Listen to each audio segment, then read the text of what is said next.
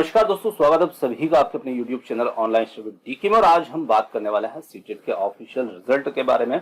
और सीटेट का official result जो है वो डिक्लेयर किया जा चुका है 25 सितंबर 2023 को। यदि आपने अपना रिजल्ट अभी तक नहीं देखा है तो आप भी सीटेट की ऑफिशियल वेबसाइट पर जा करके अपना रिजल्ट जो है वो देख सकते हैं। देखिए, वीडियो इसके पहले भी हमने रिजल्ट के बारे में हम दे चुके हैं, उसकी अपडेट दे चुके हैं, पर यहाँ पर हम रिजल्ट से और भी थोड़ी सी आगे की बात इस वीडियो में करने वाले हैं, क्योंकि जो भी कैंडिडेट यहाँ पर असफल होते हैं तो उन असफल कैंडिडेट्स के लिए, साथ ही साथ जो भी कैंडिडेट्स नए यहाँ पर सीटेट में फॉर्म फिल करना चाहेंगे उनके लिए भी ये वीडियो काफी महत्वपूर्ण होने वाला है। देखिए, यहाँ पर रिजल्ट की यदि हम बात करें तो जो रिजल्ट है यहाँ पर सीटेट का ऑफिशियल रिजल्ट जो है वो डिक्लेयर किया जा चुका है, आपने देख भी लिया होगा। पर हम उस रिजल्ट के आगे की अपडेट जो है, आगे की बात इसमें करने वाले हैं। अब देखिए, यहाँ पर इसी रिजल्ट को लेकर के यदि हम बात करें तो यहाँ पर हम देख सकते हैं सीटेट की ऑफिशियल वेबसाइट पर ये नोटिफिकेशन जो है आपको देखने को मिल जाता है। Details of CTET examination August 2023 R S under. तो यहाँ पर यदि हम देखें तो पेपर फर्स्ट और पेपर सेकेंड दोनों में जो भी कैंडिडेट यहाँ पर रजिस्टर्ड हुए थे, जिन्होंने फॉर्म फिल किया था, अपना रजिस्ट्रेशन किया था, तो एग्जाम के लिए रजिस्टर्ड कैंडिडेट की संख्या यदि हम पेपर फर्स्ट के अंदर देखते हैं तो यहाँ पर लगभग 15,01,474 कैंडिडेट जो थे वो यहाँ पर उन्होंने अपना फॉर्म फिल किया था। अब फॉर्म फिल करने के साथ साथ वही पेपर सेकेंड के लिए बात करें तो यहाँ पर लगभग 14,02,022 कैंडिडेट्स ने अपना रजिस्ट्रेशन यहाँ पर इस एग्जाम के लिए करवाया था। अब देखिए, जब एग्जाम नहीं हुई थी उस बीच में क्या है कि बीएड और बीटीसी का काफी जो वाद विवाद जो था वो चल रहा था, और कहीं ना कहीं कैंडिडेट जो थे उनका इंटरेस्ट भी वहां पर एग्जाम के अंतर्गत कुछ कम देखने को मिला।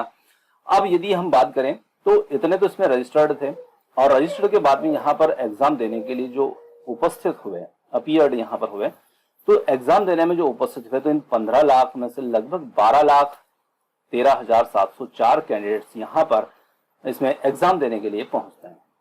और वहीं पेपर सेकंड की बात करें तो यहाँ पर 11,66,178 कैंडिडेट यहाँ पर इसमें उपस्थित होते हैं।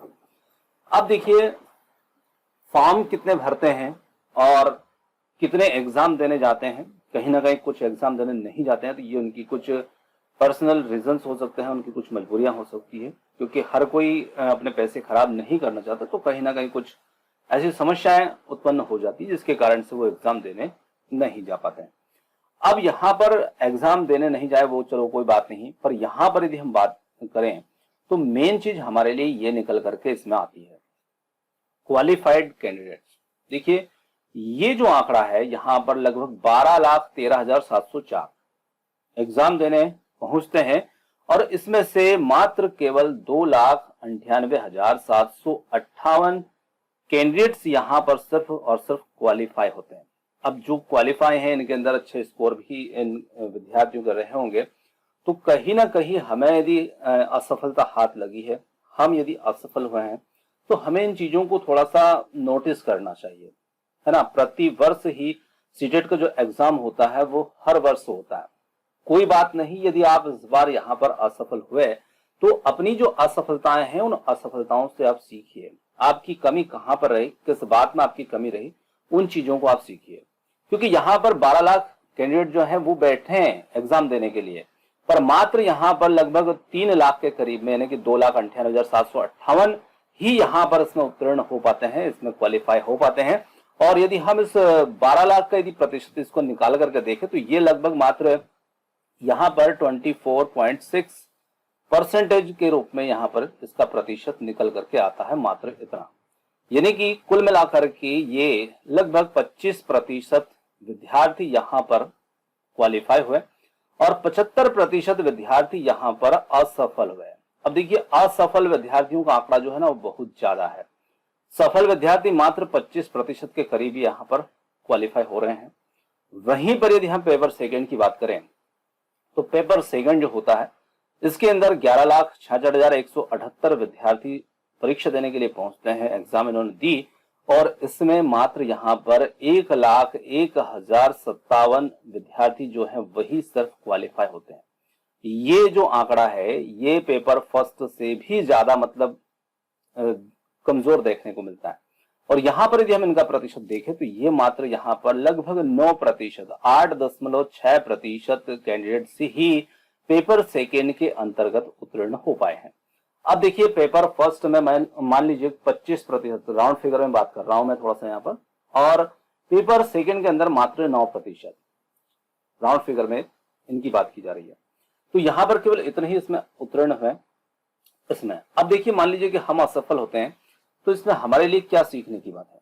तो देखिए सीखने की बात हमारे लिए ये है कि हम क्या इसमें शामिल हो पाए हैं इन आंकड़ों के अंतर्गत जो 25% क्वालिफाई हुए हैं, यहाँ पर 9% क्वालिफाई हुए हैं, तो क्या हम इसमें शामिल हैं या फिर हम इसमें शामिल हैं। अब यहाँ पर यदि देखें तो यहाँ पर तो बहुत सारे विद्यार्थी जो है पेपर सेकंड के अंदर असफल ही हुए हैं।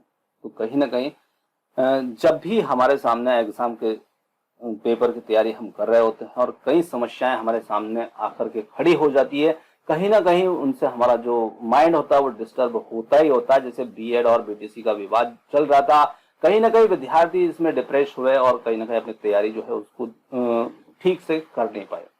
तो देखिए ऐसे कारण जो है ना, आप जब भी एग्जाम देने बैठोगे, कोई सी भी एग्जाम अपनी जिंदगी के अंदर कोई सी भी तैयारी जब आप करोगे तो ये सब परेशानियां आपका इम्तिहान लेने के लिए आएंगी ही आएंगी। और अब जब आपके सामने कभी भी ऐसी परेशानियां आती हैं तो आपको बिना डरे उन परेशानियों को से बिना अपने आप को परेशान किए अपनी तैयारी और तैयारी में ही आपको लगे रहना चाहिए। और यहाँ पर जो भी कैंडिडेट जो हैं जिन्होंने अच्छा स्कोर किया, जो क्वालिफाई हुए, उन सभी को बहुत बहुत हार्दिक हमारी ओर से, हमारी टीम की ओर से बहुत बहुत शुभकामनाएं। अब देखिए जो भी असफल विद्यार्थी है यदि वो इस वीडियो को देख रहे हैं तो हो सकता है कि उनको थोड़ा सा यहाँ पर बुरा लग सकता है, पर देखिए बुरा मानने की जरूरत इसमें नहीं है। बुरा हमें क्यों लगा, गलती तो कहीं ना कहीं हमारी है। हम असफल हुए तो कहीं ना कहीं हमारी ही खुद की कमजोरी उसमें झलकती है।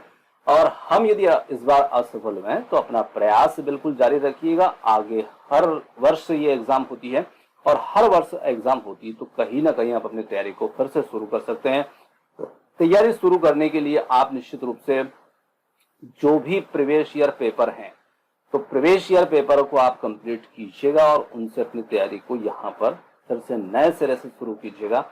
और जब आप सारे ही प्रीवियस ईयर क्वेश्चन पेपर को कंप्लीट कर लेते हैं तो सीटेट की एग्जाम आपके लिए मात्र एक ही बार में अपना सटीक आप स्कोर जो है वो प्राप्त कर पाएंगे। कोई कठिन एग्जाम नहीं होती है, परंतु फिर भी ना जाने क्यों मतलब यहाँ पर ये स्कोर जो है हमें देखने को मिलता है कि इतना ज्यादा यहाँ पर मतलब रिजल्ट जो है वो डाउन है। जबकि इस बार तो हमें एक और बेनिफिट मिला था, हमारा जो क्वेश्चन पेपर था वो ऑफलाइन था। हर बार तो सीटेट का जो एग्जाम होता था वो सीबीटी मोड में हो रहा था, कंप्यूटर बेस्ड एग्जाम के रूप में हो रहा था। कंप्यूटर बेस्ड एग्जाम जो होती है ना उसमें हमें देखने में, समझने में, हमारा फोकस करने में क्वेश्चन के ऊपर कहीं ना कहीं परेशानी होती थी। पर इस बार तो हमारा जो पेपर था वो ऑफलाइन था, पेपर हमारे हाथ में था, जब भी हमारा स्कोर जो है यहाँ पर काफी कमजोर हमें देखने को मिलता है।